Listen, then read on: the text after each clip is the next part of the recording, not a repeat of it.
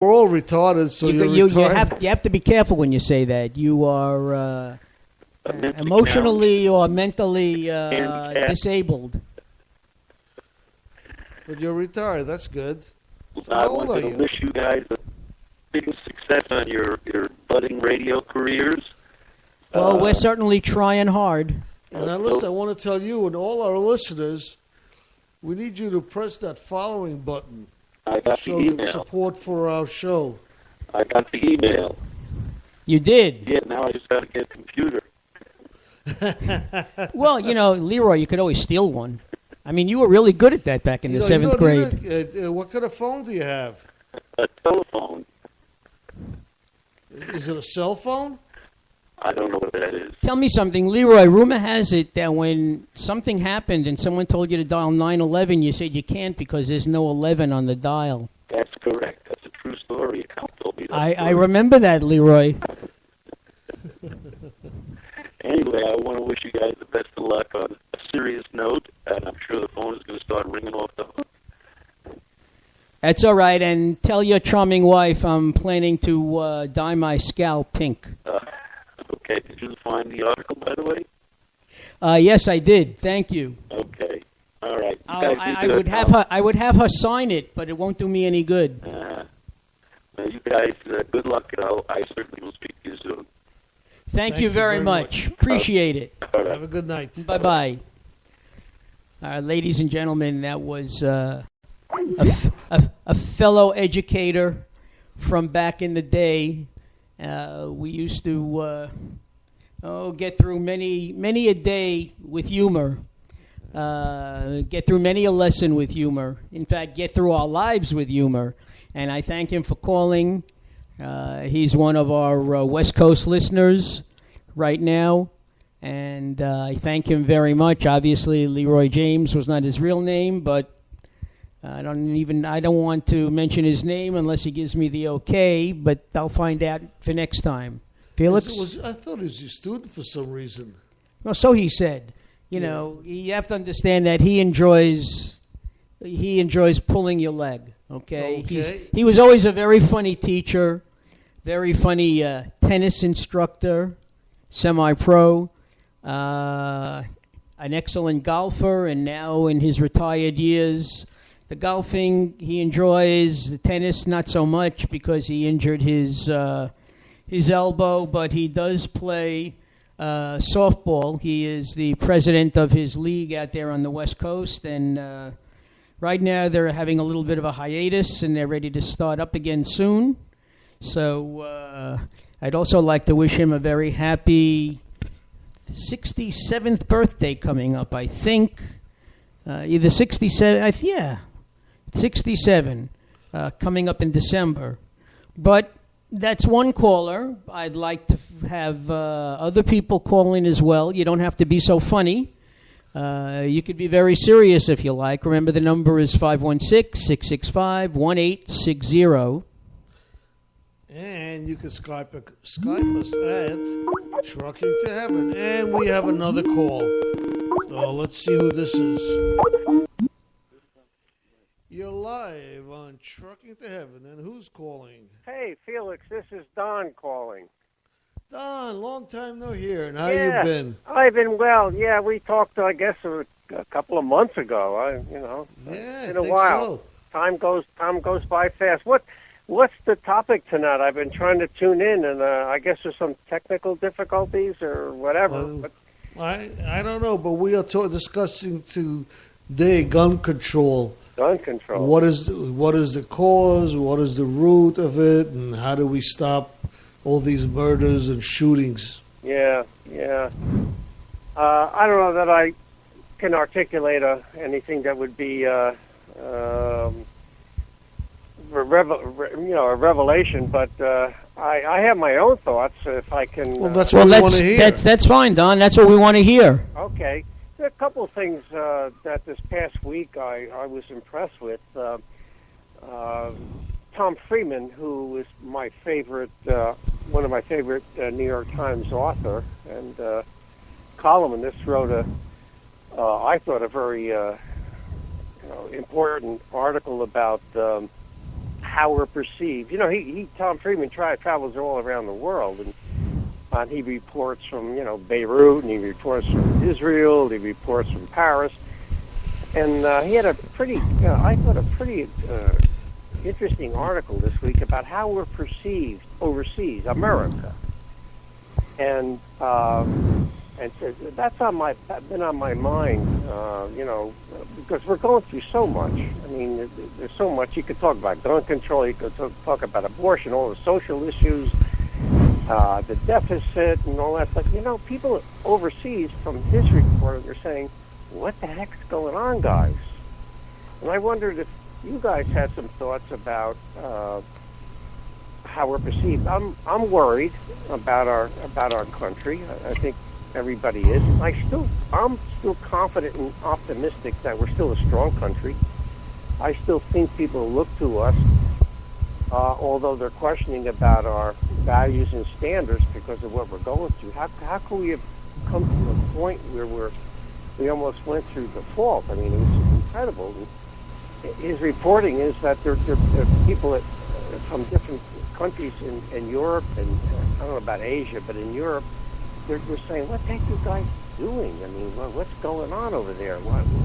We always look to you, and we're impressed, and we model ourselves after your democracy. If we didn't, we certainly appreciate your values. I don't know whether you guys have any views on that, but that's where my head is tonight, you know. Well, I think you're 100% right, Don. I think sometimes, you know, we just have to take stock of ourselves and get our own house in order. It's easy to give advice to somebody. It's much more difficult to give advice when you're struggling, as we are right now, with many of the social issues, economic issues that you have enumerated. I've read a lot of Thomas Friedman. I've seen him on all the morning talk shows on Sunday. Have a lot of respect for him. He basically, before the 2012 election, I believe, went cross-country, just interviewing people, not in the major cities, but in the back country, trying to get a feel for how they feel. Okay, and I think that what he found is basically what he found over in Europe. Yeah. Okay, many people are unhappy, but you know, the problem is we keep sending the same people back to Washington every 2 years in the House of Representatives. And as long as that's going to happen, there's not going to be any change at all. Yeah, I agree. I agree with that. But do you think, I guess it's sort of shifting gears a little bit, do you think that most Americans feel, you know, that our country is not going to be as strong and as appreciated and is looked upon as it has in the past? I think they worry about it. It's not the same as it was in the past. We're not as respected as we were. You know, a lot of people are just, you know, there's a lot of are protesting against us. The Russians are getting stronger again. You know, you look at the Edward Snowden case. Russia is leading us around by the nose. Yeah. Putin is leading us around by the nose. And it seems like we can't do anything about it. Now, I know that a lot of things happen behind closed doors. You know, there is such a thing as a situation room where the president meets with his advisors. The ordinary person obviously is not privy to most of that. But, I mean, let's face it, we certainly didn't come out looking very strong in the eyes of Europe with Putin giving political sanctuary to Edward Snowden, Putin working out some sort of a deal with Syria and having them disarm their nuclear weapons, disband their nuclear weapons. These are things that the United States used to do. Yeah, exactly. Yeah, we're just, listen, I mean, we're just in a really bad time right now. Yeah. Even with the president yesterday having to apologize about the health care plan that he made, that he made some mistakes. Yeah. The rest of the world has health care plans. They're looking at us like, what's wrong with these people? Yeah. Health care is not a big deal. We give it to all our people. Yeah. Felix and I discussed that just the last show, that we're the only industrial country, and we're the most powerful industrial country, and yet we do not have a national health care for our people. Right, exactly. Yeah, known as universal health care. But Right. Why do people see this as a socialism? I mean, I have a hard time with that one. You know, I really do. I mean, people say, you know, that's a socialistic thing. Well, you know what? Aren't we concerned about each other, or have we lost that value? I mean, I know we're a capitalist country, but you know what? We're supposed to be concerned about each other, aren't we? I agree with you, and you know something, Don? Universal health care is a form of socialism, and there's nothing wrong with it. Nothing wrong with it. So why is it so tainted? You know, where people say, "Oh, it's socialism," and then, "Oh, that's bad." I mean, well, listen, we have Medicare. Does that mean we're socialists? That's a very socialistic type plan. It is, right? And actually, I think probably the easiest thing to do was just to implement Medicare for everybody, and that would have been the end of it. We would have had national health care. Well, you see, but then that would be single payer, and that's what many people in the Congress are against. Yeah. Because they're saying it's a form of socialism. Yeah. Well, you know, I am on Medicare. I'm 65. Okay. Right. I think it's the greatest thing in the world. Right. I'm glad that I lived long enough to be able to register for it. Okay. I don't look at it as a handout, because when I was working all those years, as I'm sure you were and Felix, Yeah. we were paying for somebody else. That's right. Exactly. I have it too, and I'm so glad, because I was able to retire, not on it, but certainly it's a supplement, and it helped me a great deal. You know, a lot of people. What's Bush that tried to? Didn't he try to change the format and make it something where you could use the money for, you know, putting it in your own private plan or something? And Yes, that was a Bush. It was rejected. That was a President Bush plan. Yeah. Where younger people could elect not to pay into, I think it was Social Security, actually. Not to pay into Social Security. Right, yeah. I guess. Okay, but to open up their own plan and take responsibility for it. Yeah. But just think what would have happened. Now, that was all prior to 2008, when we had terrible financial upheavals in this country. As it is, many people right now have exhausted their 401ks, if they had one, their IRAs.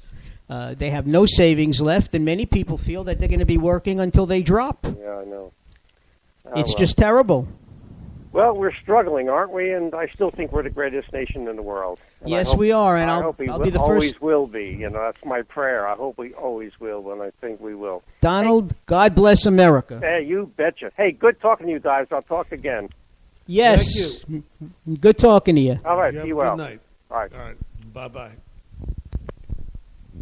That's an old listener we haven't heard for a long time. That's right. Donald was one of our first supporters way back in the day. Yeah, seems like so long ago. I think because it was, Felix, you know. Well, you weren't 65. No, that's true. I wasn't 65 at that time, but I am now. You know, we under this format, we've only been broadcasting about 2 months. But prior to that, we were broadcasting in another format. Was it beginning of September? I don't remember. Yeah, somewhere around that, because we only have like 13 shows, and we do 2 a week, so... And we do 2 shows a week because you people wanted it. We used to be a Friday night show only from 9 to 9:30.